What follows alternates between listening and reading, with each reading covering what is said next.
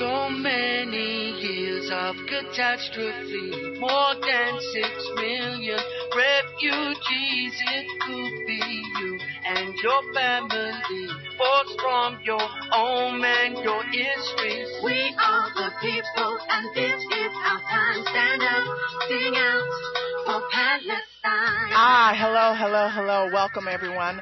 I'm your host, Kathleen Wells, and welcome to Palestine Today, a radio program dedicated to news about Palestine. And my co-host, British journalist and campaign filmmaker, Harry Fair, reports live from Gaza. However, we don't have Harry yet, do we? But we may get him. He may, I'm assuming something like he was stuck in traffic or something like that. So he may come on. Let's hope he does, because we love Harry. We want him here with us on Palestine Today. And Palestine Today brings you the unfiltered truth, where you will get nowhere else in the mainstream media. I think there are two other programs in the West, Don Bastante's program on KPFK and Jeff Blankfurt in Mendocino County are the other two programs that speak the truth. And then here at KCAA is where you get the truth about the Palestinians. From their perspective, we frequently have Palestinians on to interview. This is a rare phenomenon. You can't find it in the United States anywhere. You don't even know what the perspective of Palestinians are, because you never hear it. You never hear it. Our entire hour will be joined by journalist and truth teller, and I'm delighted to have him as a guest. He has devoted more than 30 years to the Palestinian cause, author and truth teller Alan Hart. But before I bring on our guest, I'd like to make my plea again for donations.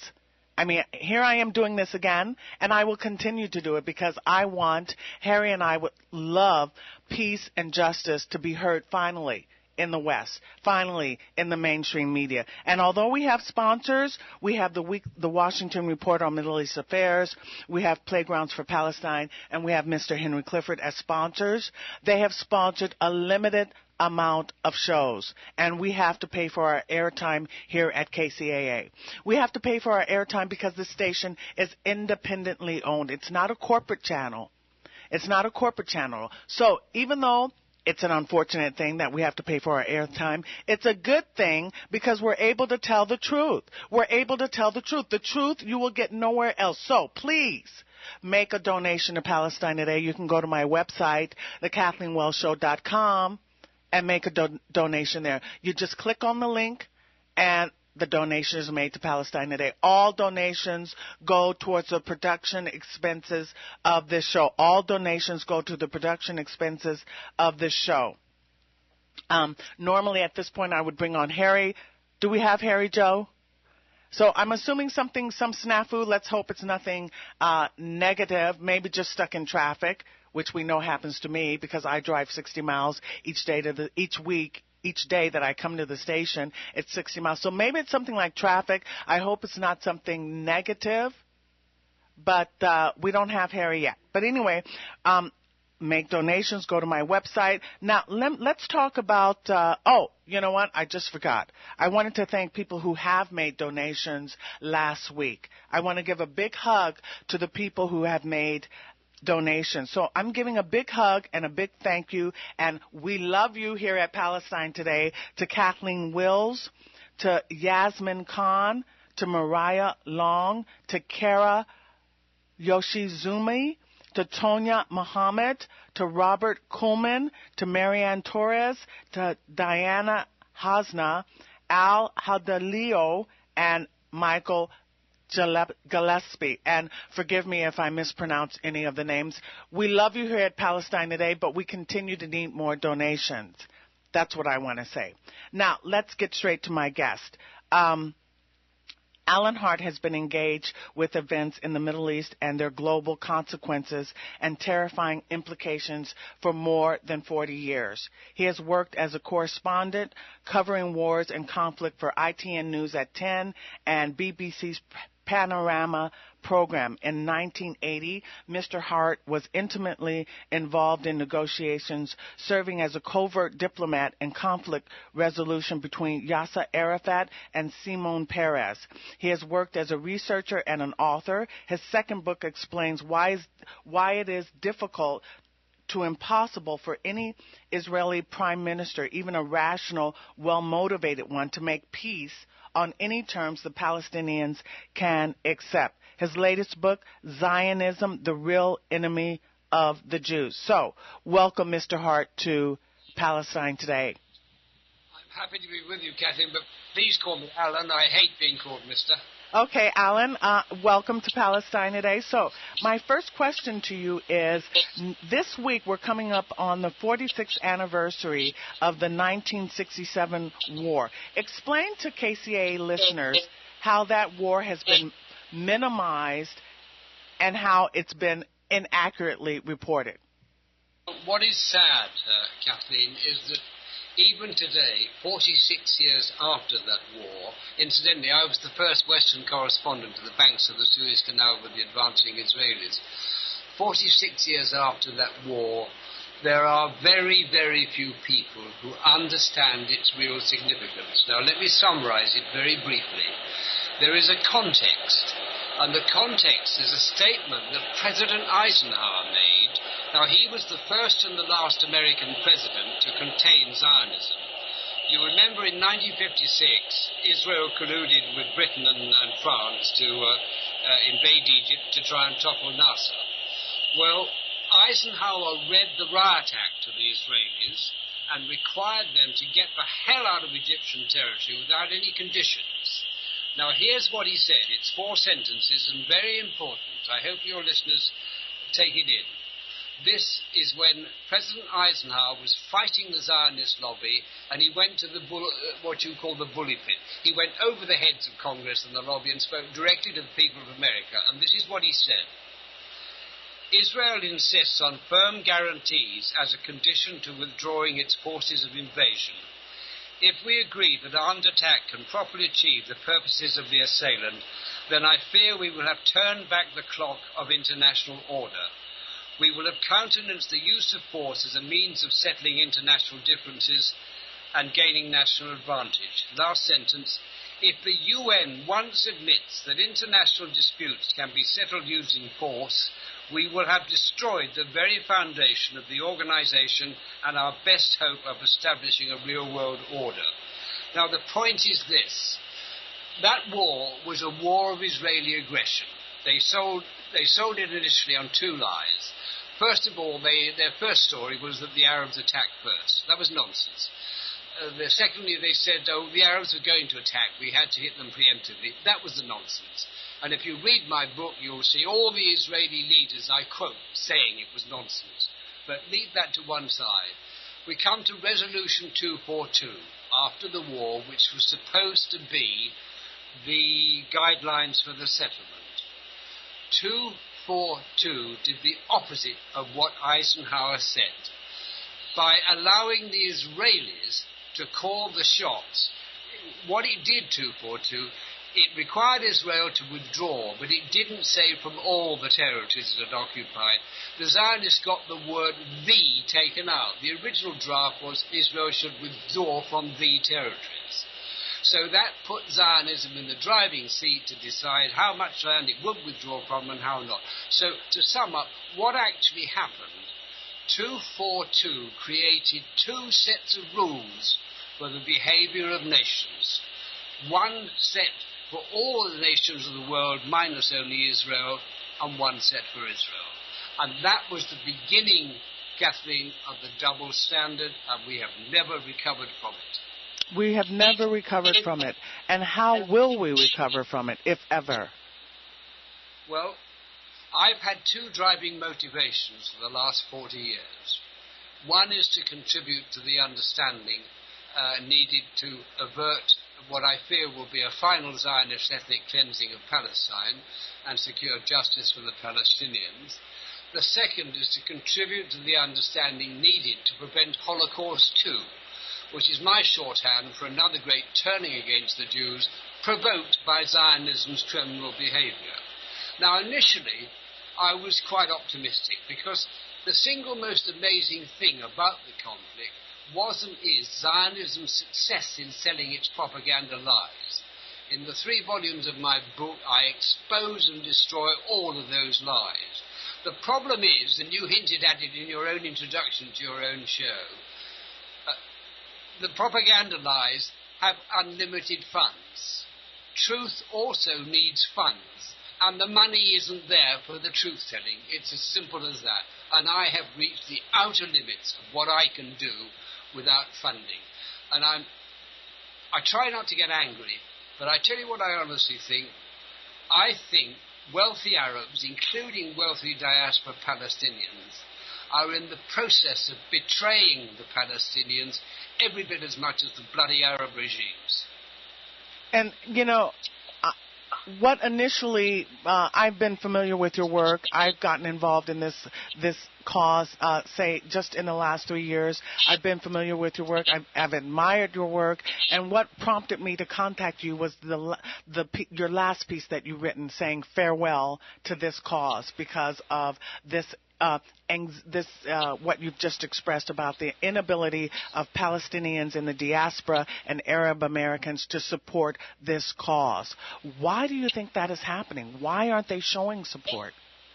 Well, I think there are two main reasons, and I'm now only talking about seriously wealthy Palestinian diaspora people. First of all, Kathleen, if they live in Europe and America, they fear that if they were connected in any way with the truth-tellers, people like Alan Hart, people like Ilan Pappy, you know who the main truth-tellers are, they fear that their businesses would suffer. They would suffer retribution. There are a lot of wealthy Palestinians in the Gulf states. Now, they get on well with the regimes there. They depend on them to a certain extent, and they fear that they would seriously damage their relationship with these bloody Arab regimes that are little more than American and Zionist puppets. So they are frightened. I think those are the two main reasons. But there's strength in numbers. And if the truth, I hate to say this expression, but the truth shall set you free. I really believe that. I'm a true believer. And there's power in numbers. So there are more people who want to know the truth and want to support the truth, but it just needs an opportunity to get out there. So what I'm saying is that there is a disproportionate amount of power in the hands of the Zionists in terms of their control of the media. Is that an apt characterization? Yeah, but Kathleen, for power, read money. Zionism the Zionist lobby in all of its manifestations has unlimited funds. I mean, the trouble with your political system in America, if I may say so, is that what passes for democracy is for sale to the highest bidder. Now, the Zionist lobby, we know, is not the only lobby. There's the gun lobby, there's the drugs lobby, there's the many lobbies. But when you talk about power, at the root of the power, particularly in an American system where democracy is for sale to the highest bidder, it's about money. Now, we can't break through, we can't get the truth out enough without resources. And the resources simply are not there. They're simply not there. And you've devoted more than 40 years of your life to this cause, and so you sort of feel like you've come to the wit's end with it. Is that how you feel? Well, no, it's not so much that. I have made an awful lot of sacrifices. I had to publish the English edition of my last book myself. I mean, I do say in it that I have a wonderful literary agent who wanted to approach the publishers. She did. And she has on file, and I quoted one of them, letters saying Alan's book is awesome, driven by passion, commitment, it should be published, but we can't publish it. The publishing houses are as terrified of offending Zionism too much at all as the mainstream media are. So the task of breaking out really does require resources. And frankly, I actually remortgaged the house I once owned to keep my work going, and I'm probably going to lose it. So, I've simply reached the limits of what I can do. You've reached the limits. And you see here, I'm asking for donations because, as I said, this is an independently owned station, and so we have to pay for our airtime. And we get few donations, but not sufficient. And I will continue to push because I am a true believer. So one of the things I want to ask you, Alan, is to differentiate between Zionism and Judaism. And this is something that your book, your latest book addresses. Can you make that distinction for us? Yeah, it's very simple. Judaism, now Judaism there's a lot about Judaism, if you go back in the past, which is awful, bloodshedding. But modern Judaism is Reform Judaism. Now Reform Judaism is, in a sense, rather like Christianity, rather like Islam. It has at its root ethical values, right? And ethical values and decent things to do to live a proper life. In a sense, that's Reform modern Judaism. Now, what is Zionism? Zionism is a colonial-like Jewish nationalism which doesn't give, let me use an English phrase, it doesn't give a toss about the moral values of Judaism. It, in a sense, says, look, we're not waiting for God. We're God. We'll do it ourselves. And the paradox is, the Zionist state was created to be a refuge of last resort for the Jews of the world when the world turned against them again. The paradox is simple. The very thing that is almost certainly going to turn the world against the Jews again at a point in the future is the Zionist state's own criminal behavior. Well, I mean, this is, very dramatic what you are saying, and I know that you held private conversations with leaders on both sides, Arafat and Golda Meir, who was the prime minister, and you have written that these leaders told you what they actually believed and feared, as opposed to what they said in public for propaganda and myth-sustaining purposes. Can you elaborate on that? Yeah, well, I was famous in my television reporting days for, among other things, my special relationships with leaders on both sides of the conflicts I covered. And there was a reason for that. The greatest piece of advice I was ever given was when I joined ITN and became a foreign correspondent. And its great editor-in-chief said to me, Alan, you're about to meet Prime Ministers and President, kings and queens. Remember one thing above all others.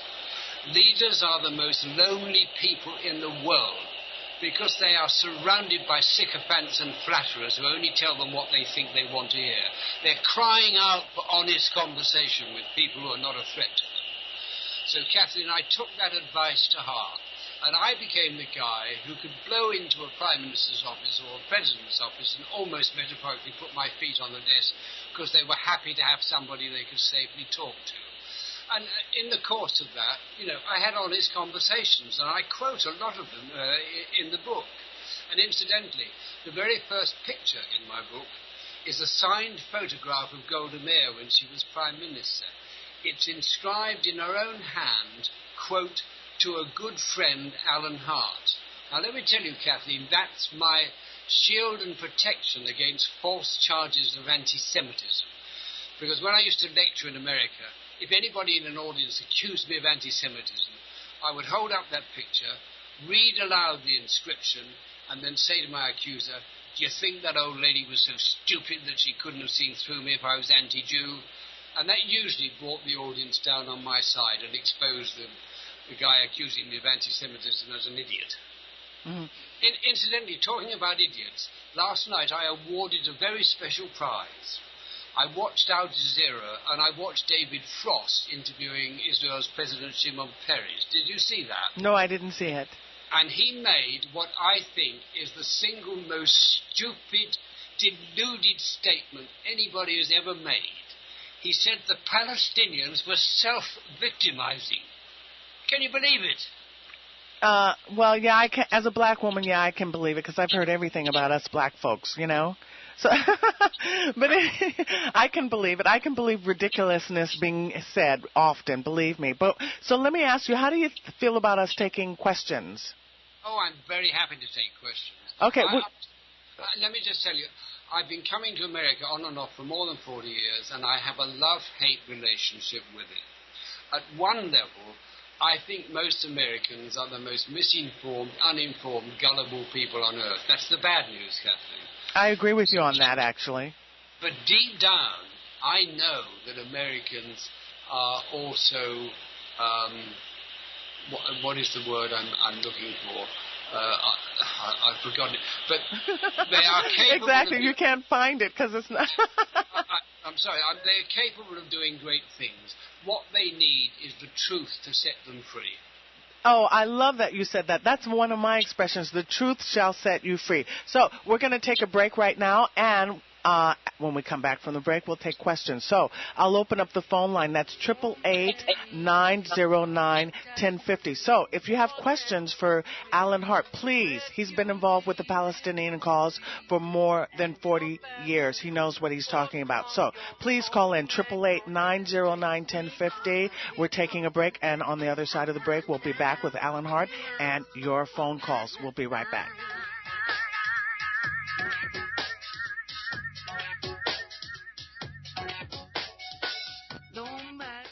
Can you smell the aroma of sweet, delicious fruit and flaky, melt-in-your-mouth crust? What is that? It's Cobblermania. Cobblermania is a specialty dessert company founded several years ago that sells delicious fruit cobblers that are baked daily and sweetened with diabetic-friendly agave. Agave, you ask? Yes, it's like sugar, but not sugar and better than sugar. Cobblermania cobblers are sold at the Torrance, Hollywood, Culver City, San Dimas, Marina Del Rey Farmers Market. Also, apple and peach are sold daily at the Golden Bird in Los Angeles. You know Golden Bird that sells the fried chicken? At 83rd and Western, daily apple and peach cobblers. And yes, guess what? They're coming to the Pomona Fairplex Truck Fest. In fact, they're there right now, Thursdays from 5 p.m. to 9 p.m. at Gate 1. Some of the favorites: peach, apple, mango, blueberry peach, blackberry, blackberry, apple, white peach. If you go to the Pomona Truck Fest Gate 1 on Thursdays from 5 p.m. to 9 p.m. and mention me, Kathleen, you'll get something special. You don't want to miss it. I've had them. They're delicious. Playgrounds for Palestine is a non-for-profit 501c3 organization dedicated to upholding the Palestinian child's rights to play. This is a right enshrined in the United Nations Convention on the Rights of the Child. We operate through a volunteer board and staff, the generosity of our supporters, and a lot of heart. To date, Playgrounds for Palestine has constructed 15 playgrounds in Palestine, as well as refugee camps in Lebanon and Syria. To contribute to this most worldly cause, please go to our website at www.playgroundsforpalestine.org or send a check to Playgrounds for Palestine, P.O. Box 559, Yardley, Pennsylvania 19067 at www.playgroundsforpalestine.org. Are you fascinated by the Middle East, but worried that U.S. foreign policy may lead yet to another war?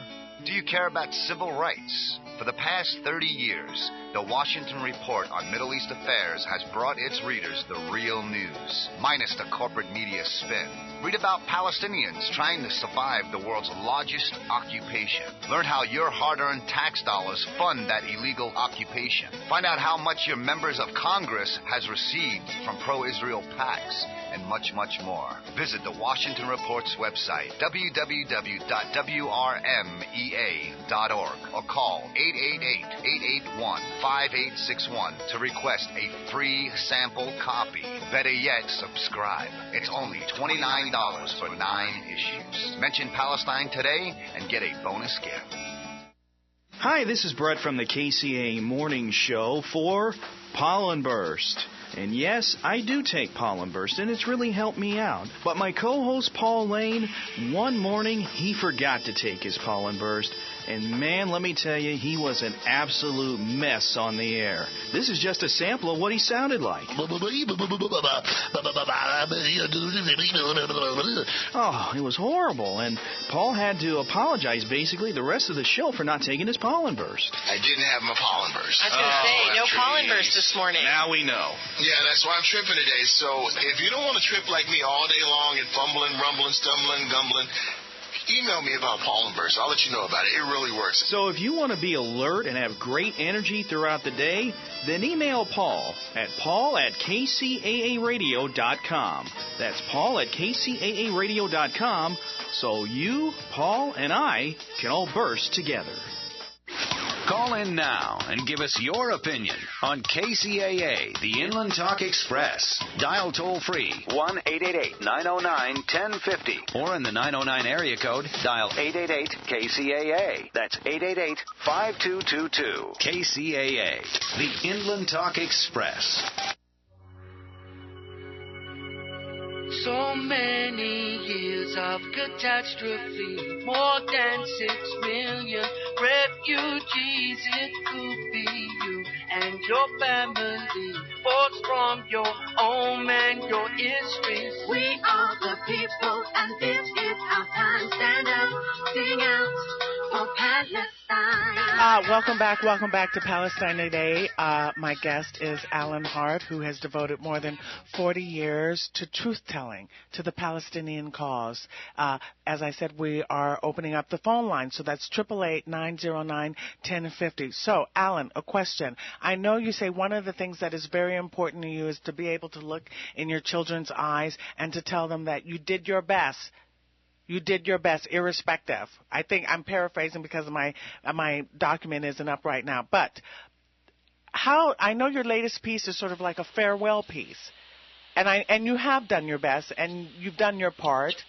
So, what is my question? My question is, what are you going to tell your kids now that you're leaving the cause? What will you say now?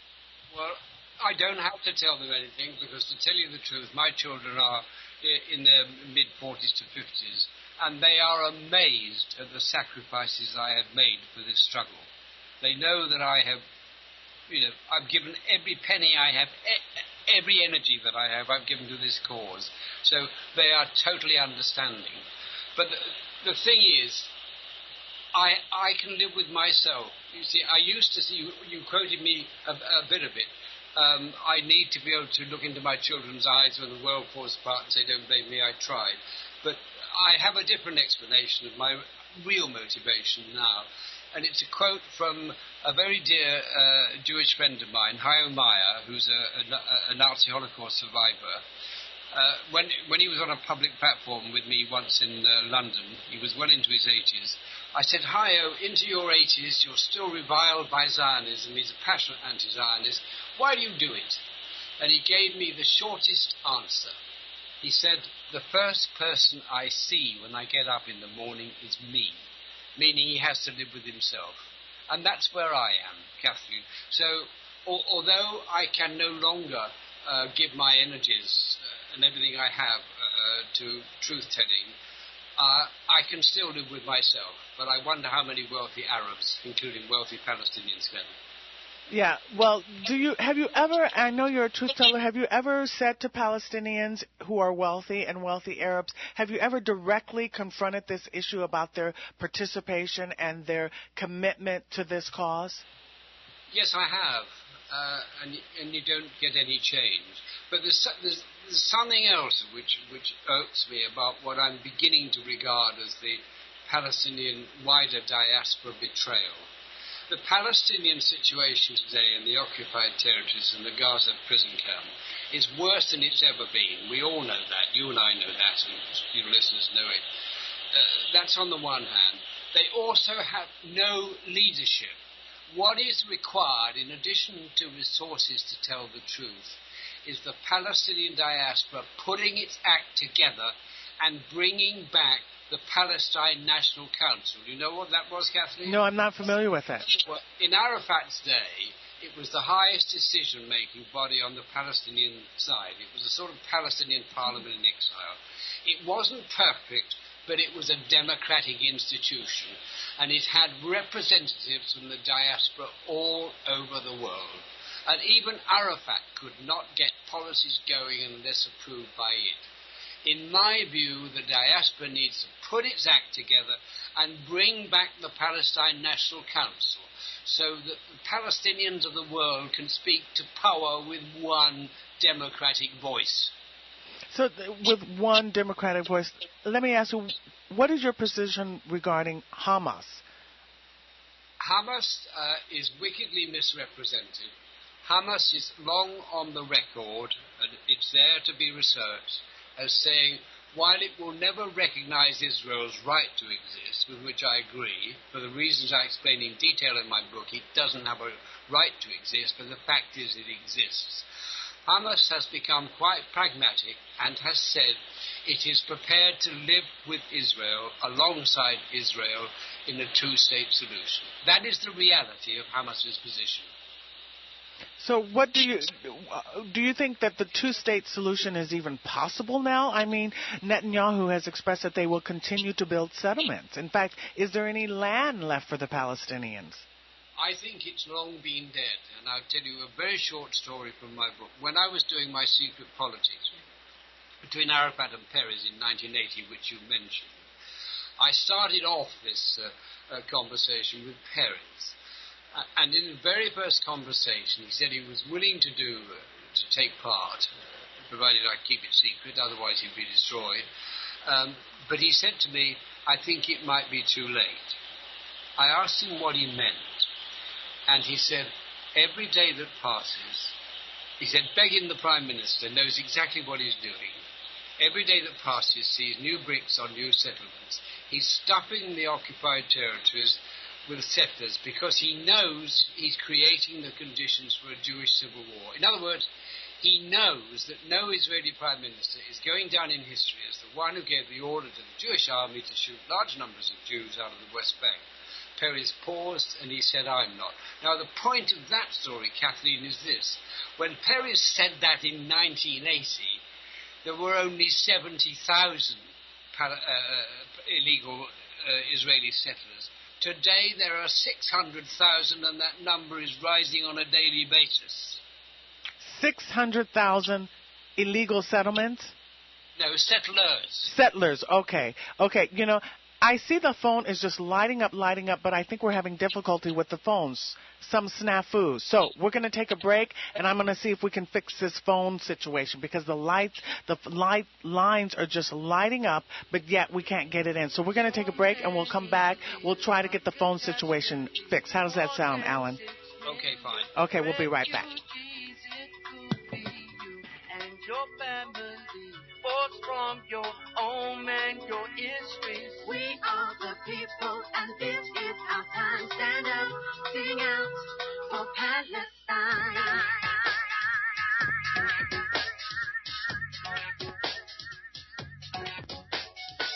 No matter your faith, Can you smell the aroma of sweet, delicious fruit and flaky, melt-in-your-mouth crust? What is that?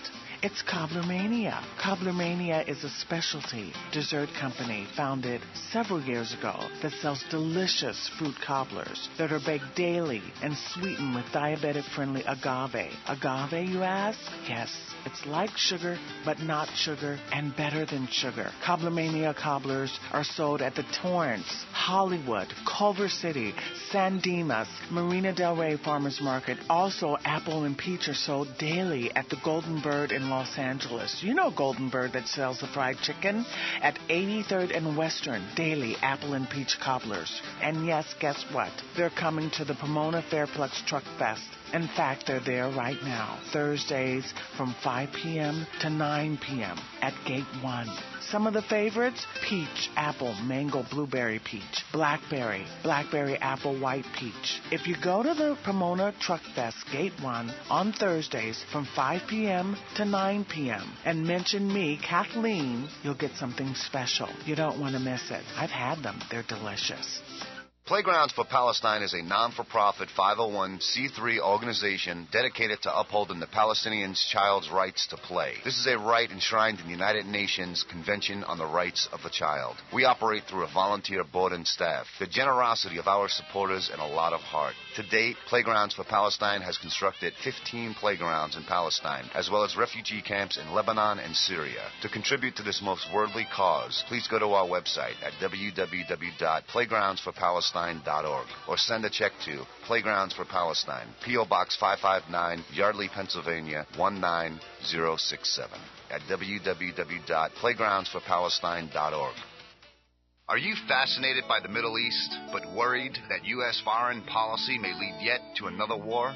Do you care about civil rights? For the past 30 years, the Washington Report on Middle East Affairs has brought its readers the real news, minus the corporate media spin.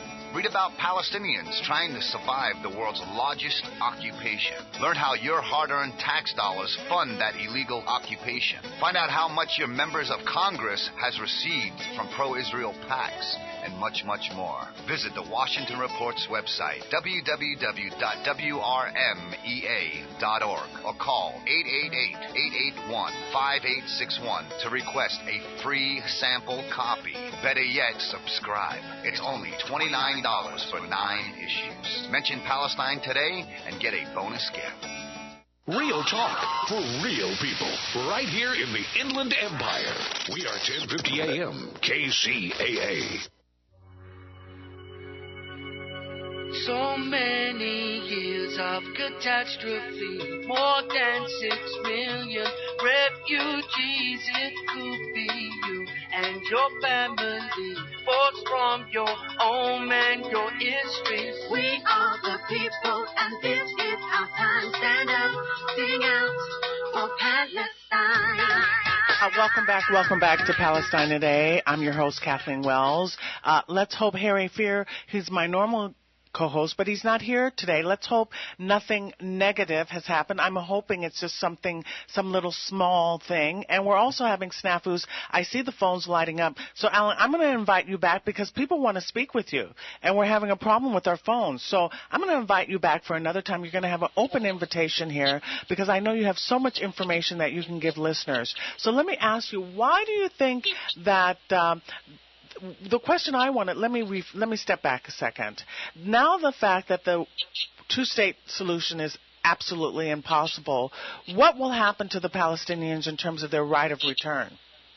Okay, let me come to that. Just 2 quick points. The word I couldn't find when I said on the one hand, Americans, many of them are misinformed, uninformed, and gullible. That was the bad news. The good news is that deep down they're idealistic. It's the idealism that needs to be brought out. The second quick point I wish to make is there's one main message Americans need to be told, and it is you don't have to give a damn about the Palestinians if you don't want to.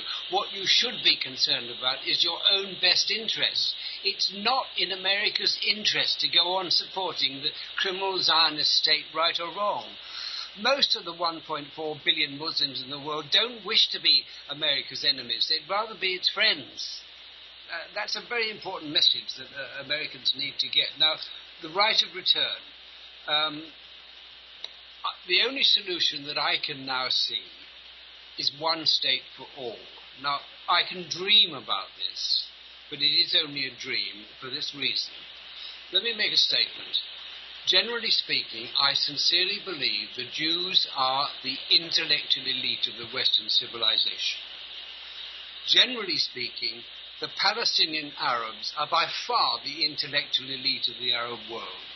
Together in peace and partnership, Kathleen, what these two peoples could do is the stuff that dreams are made of. They could change the region for the better, and by doing so give new hope and inspiration to the world. Right now, right of return. When Arafat accepted the two-state solution, he did compromise, but he had a holding position. He realized, though they never said it publicly, he and his leadership colleagues realized that in a two-state solution there would not be room for more than about 100,000 Palestinian refugees to return to it. But he entertained the hope, which I have just summarized in a way, that within a generation or two at the most of peace, a majority of Israelis might say, what the hell do we need these two states for? Let us be one. And that would provide an open door for more Palestinians who wanted to return. But at the moment, I'm afraid that what I think we're on course for is a final Zionist ethnic cleansing of Palestine.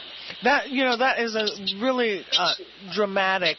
Now I'm looking for the word. I don't want to say dramatic. That is a very controversial sentence that you've just made. Do you understand the depths of that controversy? How dramatic that statement is that you just made? Yeah, but I can tell you it's shared by the people that I regard as the most informed and expert people in the world. It's shared, for example, by a very dear Jewish friend, Ilan Pappy, who wrote The Ethnic Cleansing of Palestine. A lot of people won't dare to say it, but I've tried to use it as my wake-up call to the diaspora. I've been saying to the Palestinian diaspora in various articles, if there is a final Zionist ethnic cleansing of Palestine, you are also going to be complicit in it. Well, it seems like one call has managed to make it through. How, I have no idea, but why don't we take it? So, David from Vancouver. Thank you, Kathleen. Yeah, I thank my wife for that. She did some magic on this end with the telephone systems and our computer. Your guest, Alan Hart, I am so in awe of. I've read much of his work, and I recommend to everyone, please buy that book, Zionism, The Real Enemy of the Jews. You can Google it online, Alan Hart, H-A-R-T. That's the most important book I have ever read. It concisely lays out the problem and the history of what we are faced with in the Middle East today, with trillions of our tax dollars going toward fighting wars for Israel and the Zionist cause. Okay, that aside, I'd like to ask Alan Hart to please comment on the fact that Israel is not a friend of the United States. They have repeatedly committed acts of espionage, have been selling for decades U.S. military hardware and military secrets to American adversaries overseas. They attacked our ship, a virtually unarmed spy ship, the USS Liberty, in 1967, murdering and wounding more than 200 U.S. sailors and Marines as they almost sank that ship. Benjamin Netanyahu, the current Prime Minister of Israel, was implicated in a spy ring that whisked out of the United States several nuclear triggers for Israel's illegal and undeclared more than 200 to 300 nuclear weapons that they stockpile and won't allow the world to examine. On and on and on I can go. Would he please comment on that fact that the United States and Israel's relationship is based solely on our corruption of Congress, which is controlled by the AIPAC lobby also? Thank you very much. I'll take the answers offline. Well, you didn't really ask a question. You're basically asking him, does he agree with you? No, there was more to it than that. David, okay. Well done for getting through whatever is happening on the telephone lines. Thank you for your very kind words. Now, you mentioned the attack on the Liberty.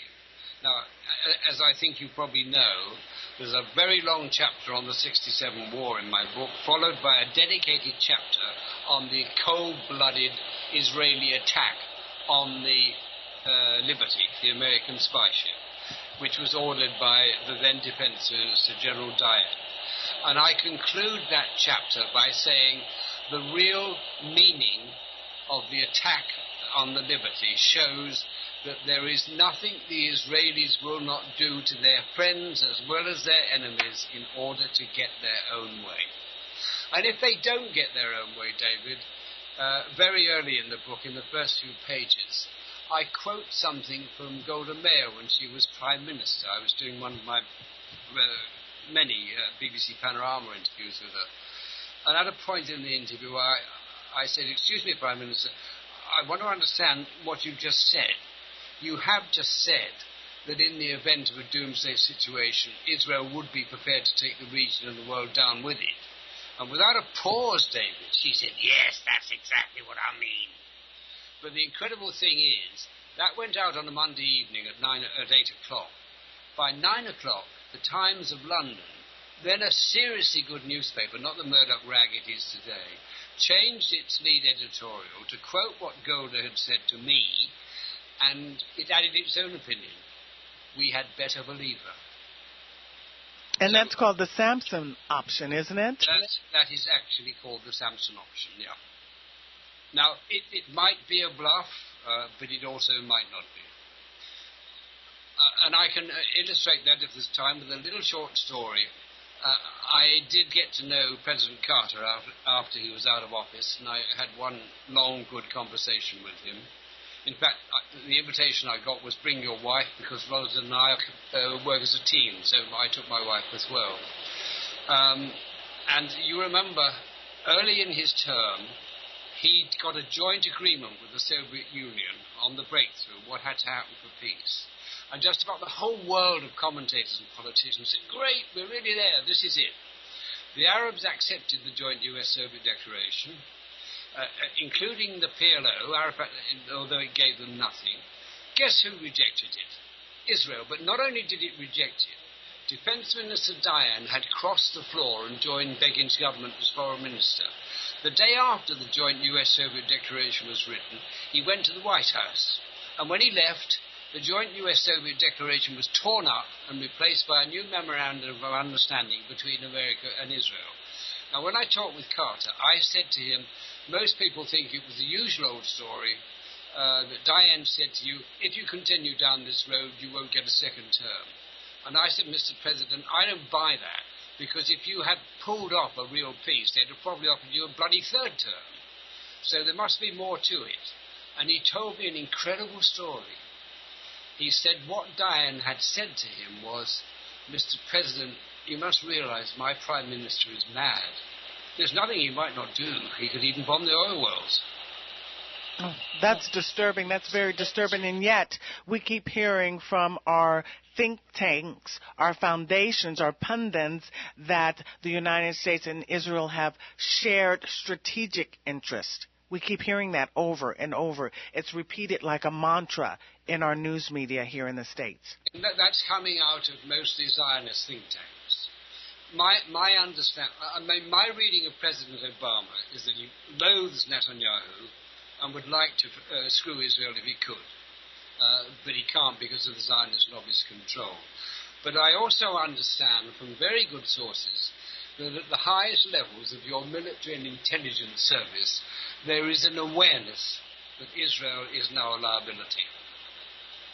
Well, you know, we have neoconservatives. In fact, I have a Wednesday show. I had former CIA officer Philip Girardi on, and he informed me that the neoconservatives believe in intervention or meddling in the Middle East for the benefit of Israel. This is their ideology, so to speak. This is their foreign policy position. And so, you know, this what is going on in Syria? You know, John McCain just left there last week, right?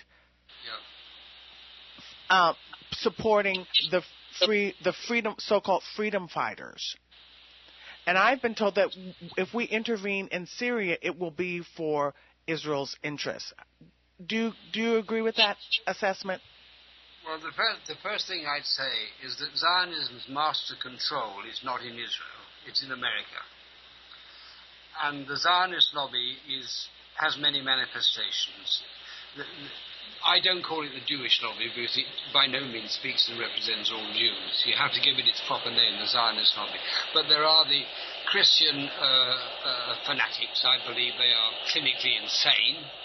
And you have the neocons. And basically, their agenda for the world is the same as Zionism's. So I think it's a happy marriage. I think certainly the Iraq War happened and was driven by the Zionist neocons, including, and most particularly, the Jews among them. And it's no secret, we know they wrote an advice paper for Netanyahu which said the name of the game is to get rid of Saddam Hussein, roll back Syria and finish the regime in Iran. So we know what their game is. But for God's sake, take a look at what Bush and Blair started. I truly believe that Bush and Blair should be brought up on criminal charges yesterday. Look at Iraq, look at Syria. And what the hell is the American foreign policy establishment going to do when, as now looks increasingly likely, Assad survives? Mm-hmm. And one of the first things that Obama said when he came into office is that we cannot look back to that whole Iraq fiasco, disaster. We cannot look back and charge Bush and Cheney with war crimes. And so he absolved them from any responsibility.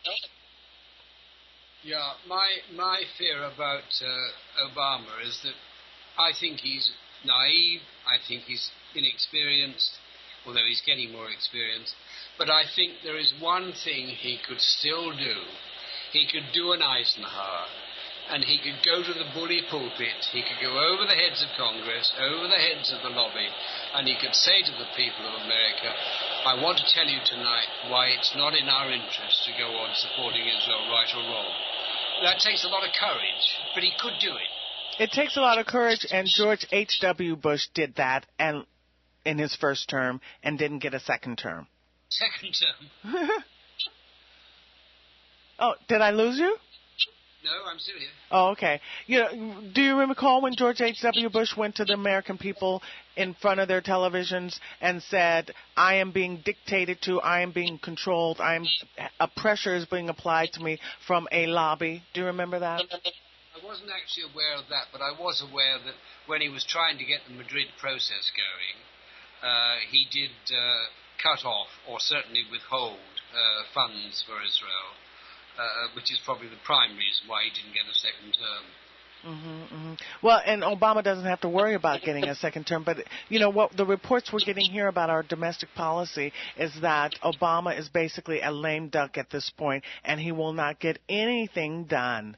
No bills will be passed. Nothing will be done. So he's just sort of a symbolic figure, I guess. It's looking like that, but I found myself wondering recently what planet Secretary of State Kerry is on. I mean, on his last visit, he appealed to the Palestinians not to let ongoing illegal Israeli settlement be an obstacle to resuming negotiations. I mean, that is just stupidity.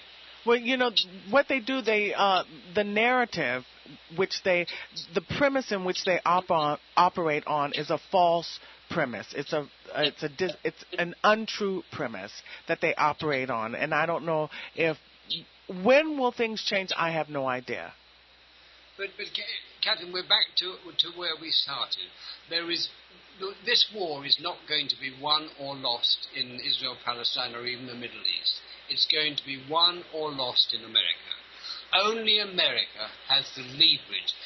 Behind closed doors, probably most governments in Europe have had enough of Israel. But unless America takes the lead, there is nothing they are going to do. So we're now down to the bottom line. The name of the game in America is making what passes for democracy work by empowering the people of America with the truth of history. It's as simple as that. And that's what we attempt to do here on Palestine Today. We want the truth and justice to be heard by the American people, and that's why I have to ask for donations. I'm back to that. Alan Hart, I really appreciate you being, let's see, we've got, one more minute left in the show.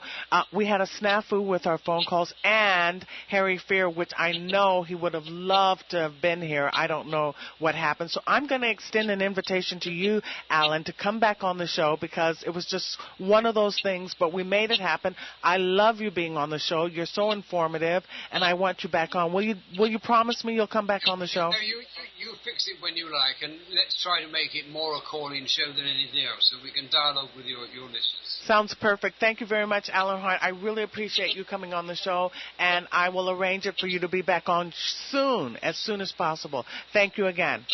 Okay, take care. Take care. So that was Alan Hart. We love him because he's so informative. I encourage everyone to go out and get his book, Zionism, The Real Threat to Judaism.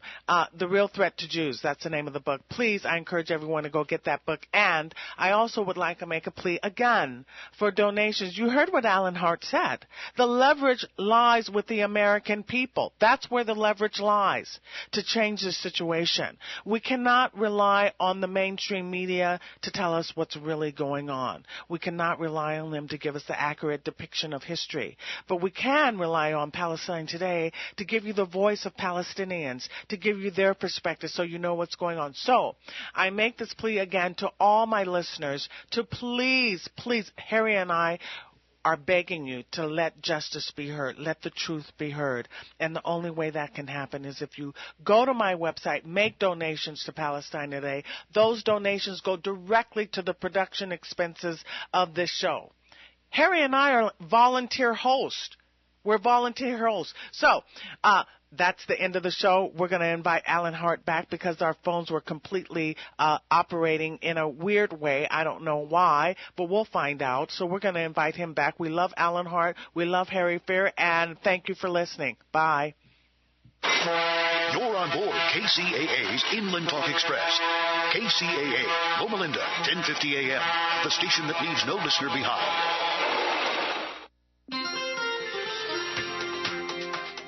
From the KCAA Weather Center, I'm Chris Earl Phillips. For this afternoon, sunny and a high near 100. Tonight, clear, low around 67. Tomorrow, sunny and a high near 94. Tomorrow night, patchy fog after 11. Otherwise, mostly clear, low around 62.